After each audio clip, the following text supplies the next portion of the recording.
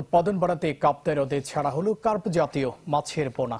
সকালে যার উদ্বোধন করেন মৎস্য ও প্রাণী সম্পদ মন্ত্রী মোহাম্মদ আব্দুর রহমান। উপস্থিত ছিলেন রাঙ্গামাটির সংসদ সদস্য দীপঙ্কর তালুকদার, ছিলেন রাঙ্গামাটি সেনা রিজিয়নের commander brigadier general Sohel Ahmed. 725 বর্গ কিলোমিটার আয়তনের এই হ্রদে 4টি অভয় আশ্রমে অবমুক্ত করা হয় পোনা। পোনার স্বাভাবিক বৃদ্ধির লক্ষ্যে আগামী 3 মাস হ্রদে মাছ ধরার উপর থাকবে নিষেধাজ্ঞা।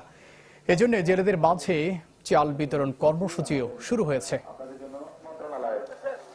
সম্মানিত উপস্থিতি, আমাদের সমস্ত কিছু মিলে নিয়ে আমাদেরকে কাপ্তাই লেক শুধুমাত্র মৎস্যজীবী নয়, শুধু মৎস্য ব্যবসায়ী নয়, আমাদের সকলের একটা দায়িত্ব হচ্ছে কাপ্তাই লেকটাকে দূষণমুক্ত করা। ঝাটকা মাছ নিধনের যে সমস্ত কিছু মহল আছে তাদেরকে নিবৃত্ত করা এবং এই মাছগুলোকে বড় হতে দেওয়া এবং এই যে সমস্ত অবৈধ জাল, সেই জালগুলো তো নিষিদ্ধ করাই আছে।